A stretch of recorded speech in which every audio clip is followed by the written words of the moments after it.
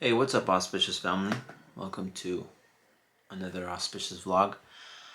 This is going to be a little different because for a long time I wanted just to really be honest with you guys and be upfront and kind of talk to you guys in a very mature way. It's Saturday and I'm having a little bit of a drink, a much needed drink. My wife is taking care of Nathan right now, and I might have myself a little bit of a drink. So we're gonna call this Drinking with a Special Needs Dad, where I sit down, not only me with my wife too, she can have her little sit downs with you guys, and I can vent and let out everything that I feel, kind of talk to you guys about what's going on in my mind, what I feel, what I'm feeling, and what this life of being a special needs dad has brought on to me and how it's making me feel.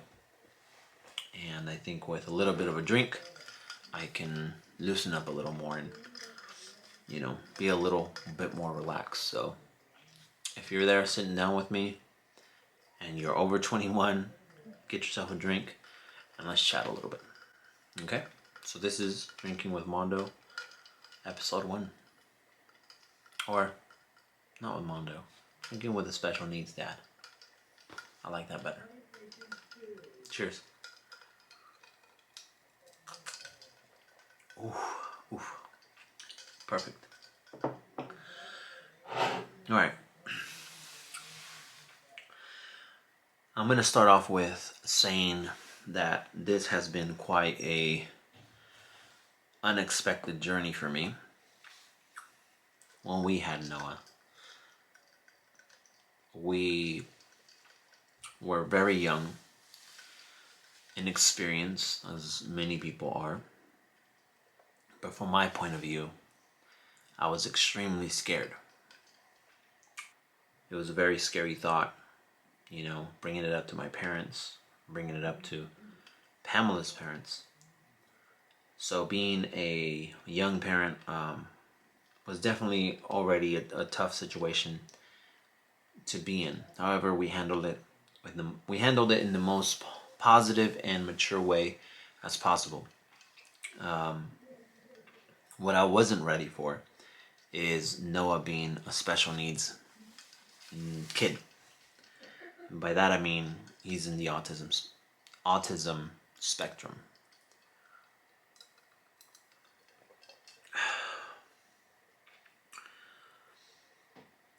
So since then, I think it hit me hard whenever we found out that he was autistic, because I had no idea what that was or what that meant for him. But I definitely seen the differences in my son and everybody else, especially in T-ball, when he was part of the T-ball. I would see him not fitting in with other kids. It would really break my heart to see him struggle and having other kids ignore him because of the way that he was, and seeing that he wasn't following instructions as other kids were. That really did something to me. I handled it then differently, it was very hard for me then. So the reason why I'm telling you guys this is because with Nathan's situation now, having Noah first prepared me for having Nathan.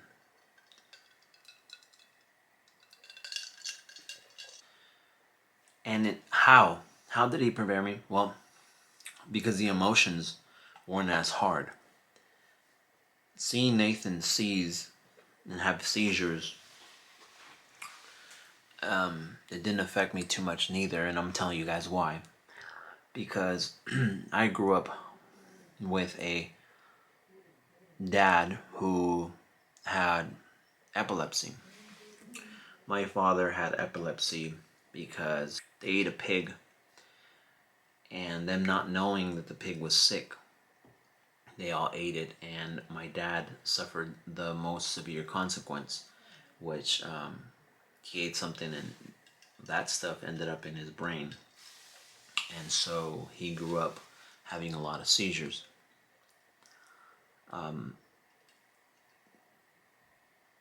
Me being very young, I would see my dad seize and shake in a very violent way.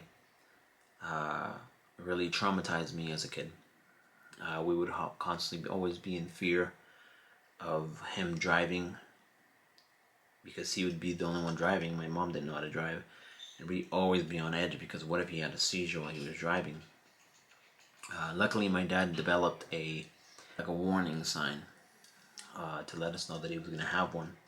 He would lose his hearing, so he'd have enough time to pull over and let us know that he's going to have one. For the longest time, my brother and I would always be on edge with him. Going to school even was very traumatic for me, because I'd always think like, man, if I'm here in school, like what would happen to my dad? Like what if he has a seizure while he's at work? And it was very tough for me. It really was. And my brother as well, I'm sure it was very tough on him too. But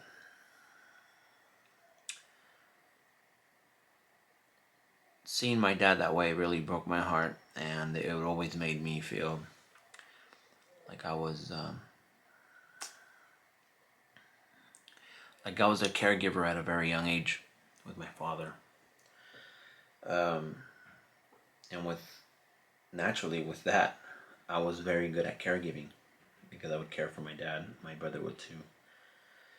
And I ended up in the caregiving field, taking care of the elderly, and it came natural to me to care because, again, I was put in that position.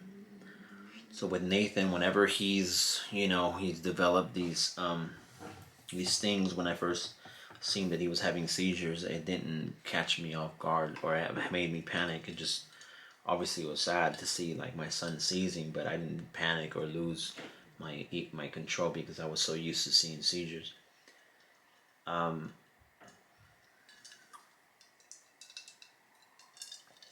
It doesn't make it easy. It still hurts. But I think that people see a lot of calmness in me, and they think that, man, like you're so strong. And I really don't think that I'm strong. I just think that I'm used to it. And I wanted to give you guys a little backstory of my life.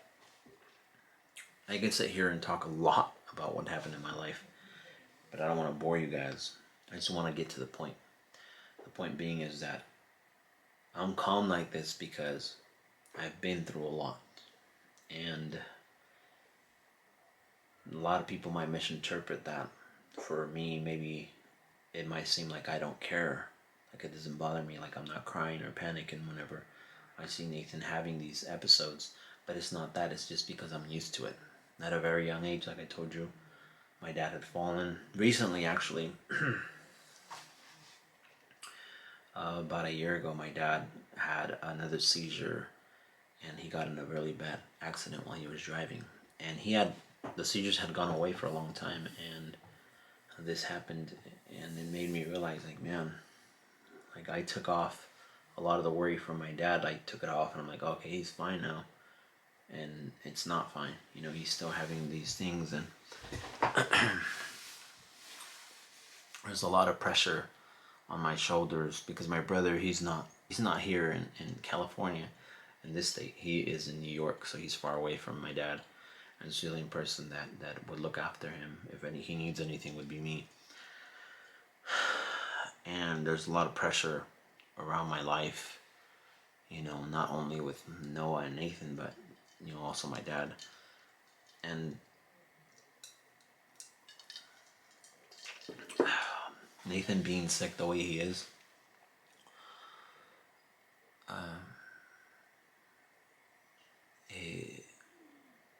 it's becoming it's very painful for me, inside. Because on the outside, I'm very strong, and I'm not a very weak person as far as like letting things get to me. Because I grew up and I taught myself to be very strong, and going to seminars and attending Anthony Robbins stuff, and always self-improvement. I was always into that stuff. However, man, things get a little hard sometimes, like very, very hard. And when people don't know a backstory or really know what's going on, they misinterpret, or there's a loss in translation, you know? And so that's why I wanted to have these talks with you guys. I think it's a more intimate thing, letting you guys know exactly what I feel, what I'm going through in my head. And maybe Pam can do the same thing. She can sit here and talk to you guys. And you guys can be an outlet for us, if you guys allow us to be. Maybe there's a parent right there that you're watching right now and you're going through the same thing that we're going through. You're looking through YouTube and you wanted to search up special needs parents and what it's like to be one, and you're about the beginning. You're in the beginning of your journey, and you need someone to talk to you. Well, I hope this helps. It's not easy. It's not an easy thing. It's simple, but it's not easy. It can get very complicated, of course, but the key here is love. Love your child no matter what.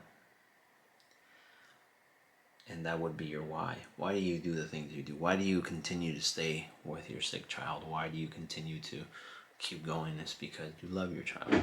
And so with love, I think that should be your why. That's my why. I love my kids very much. I'm not the best parent. Far from it. I make mistakes.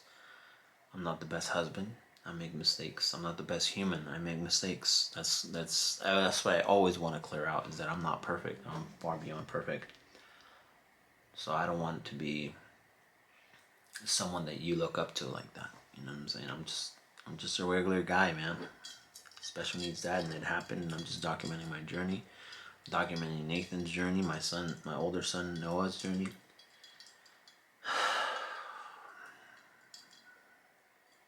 We just gotta hang in there and hold on to whatever faith you have, whether it's God, the universe, Buddha, whatever your faith is. Hold on to that and let it be your main support. I think having someone to talk to like this is very important. Me and my wife talk a lot, of course, but the other day, actually yesterday, I had a really bad breakdown, and I was there crying with my wife, and we cried together, and it was very special. And I thought, man, it would be great to even record those moments. Why? Because that's how you really know what's really going down. I think I found myself wanting to record the best part of us. The family, always smiling, we're always positive. And it came to me that, damn, like, it's not really like that. It's not really like that sometimes. We have to show the hard stuff too, and I think that sitting down here with you guys and doing this, I think that's as real as it can get,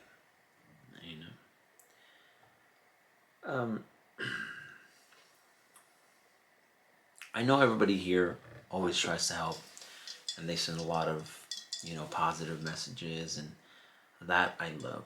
I completely love. But we also get people that suggest a lot. Have you done this? Have you done that? Have you done this? Have you done that? And for you parents out there that are new to this, don't take that to any offense. Don't be offended. I'm only trying to help. But we've tried everything with Nathan, and we will continue to try. You know, it just sometimes when you hold on to like, oh, this is gonna be the one, like this doctor is gonna be the one, and then you have an expectation of finally we're gonna get an answer, yes, boom, and then you get shut down. Like, no, you know what, we can't help your son. We have no idea what this could be. We're gonna run some tests, but we don't see an answer to this.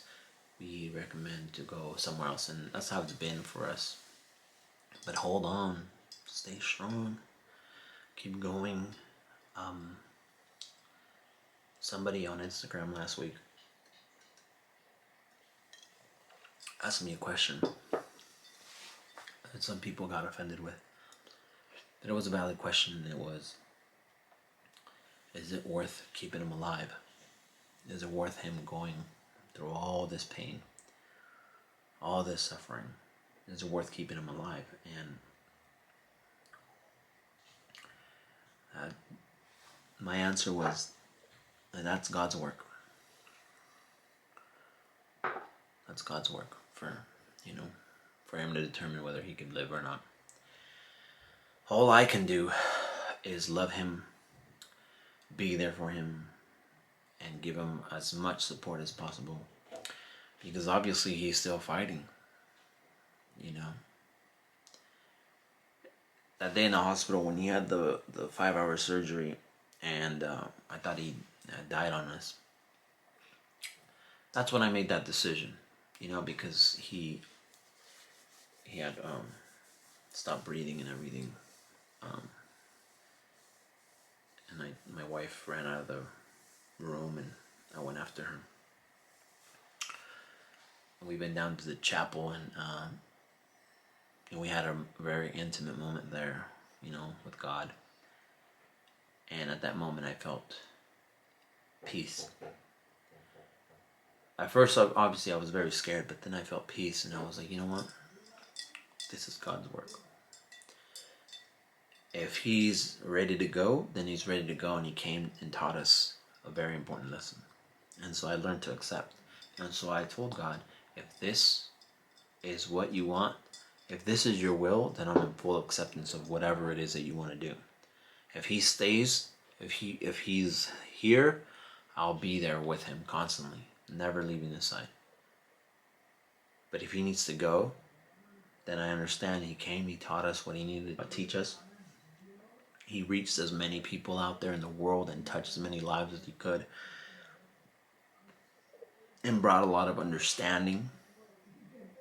Maybe even taught a lot of lessons as far as appreciating the things that you have, being healthy, being able to walk, being able to talk, the little things that a lot of people take for granted. You know what I'm saying? So sometimes our kids, we want them to be perfect, we want them to do this and that and this, but just them simply talking to you, them simply walking, them simply doing the simple things are a huge blessing.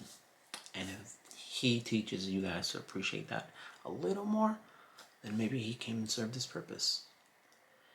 And that to me is very strong. You understand what I'm saying? So, is it worth it? Is it worth it? It's not up to me. That's God's work. I'm just here to love my child and do the most that I can for him. And, if that's chasing a cure for him, and if not for him, then maybe the next baby. Because I wouldn't want another baby to go through whatever Nathan's going through. I wouldn't want another parent to feel what I feel. So there is my why.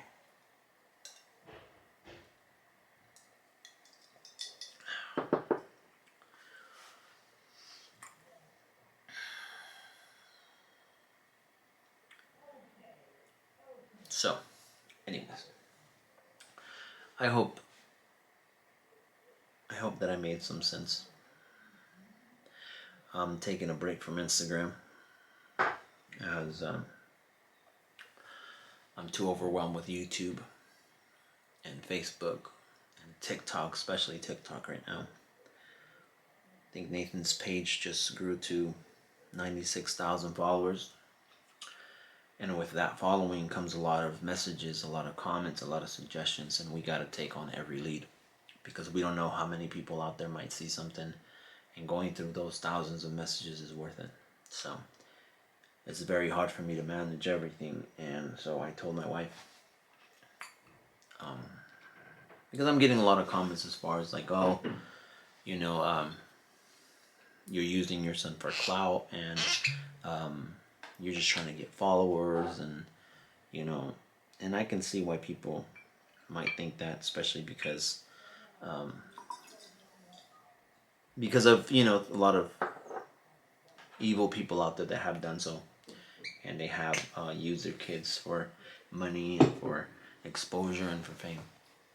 And so I decided to take my name off of my page, because that's mainly where all Nathan supporters are, on Auspicious Mondo. So that was my personal page, and when I blew up all those videos and I shouted out, or I got shouted out by a lot of people, that page grew, and it was my name. It was my personal page, and so instead I changed it to Help Baby Nathan, and I told my wife to run it for me because I needed a break from it.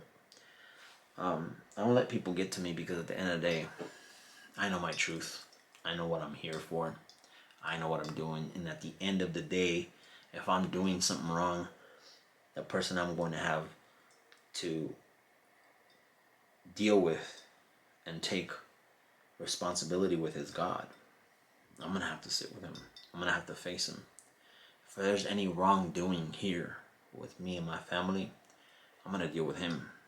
So you guys, whoever, you know, and all you guys are awesome, but the people that are not with me 100%, don't lose sleep over it. Don't lose sleep over me and my family. God will, you know. Anyways, with that being said, I'm taking a break from Instagram to focus on other things. There's a lot of things going on around my family. A lot of support needed. Outside of just me, Nathan, and Noah, and Pamela. My dad, like I said, he needs some help. A lot of other things that are going on that are weighing on my shoulders. The financial aspect of things too.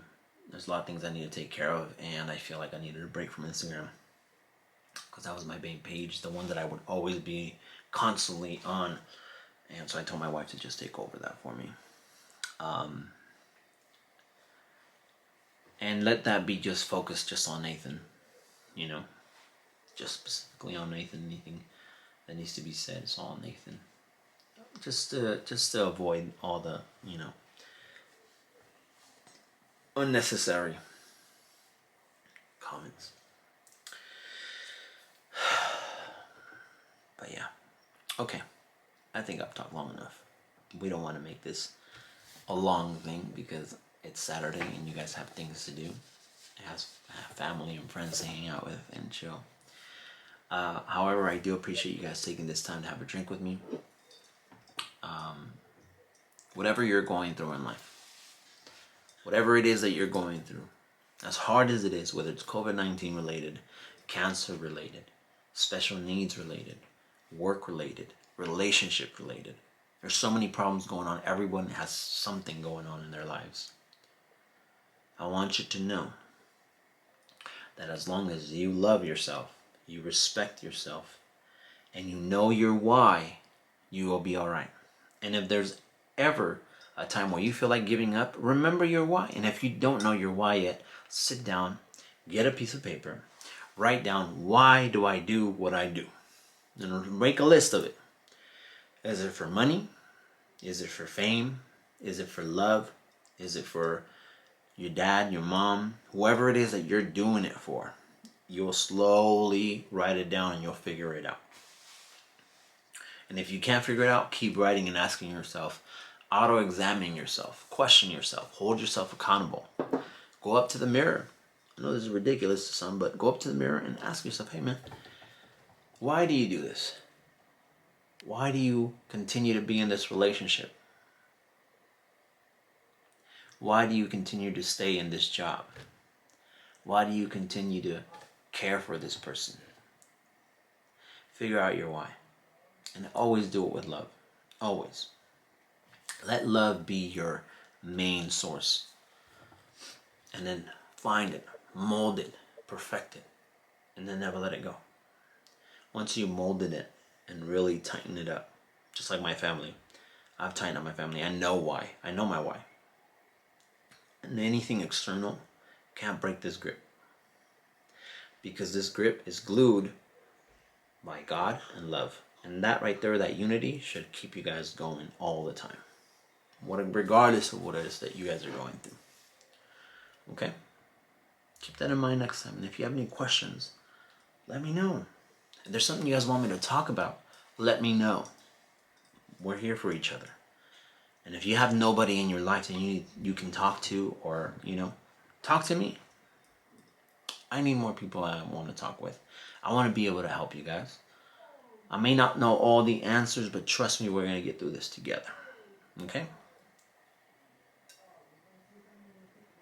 So, with that being said, I'm going to end this video, and I'm going to roll in the shout-outs for the week.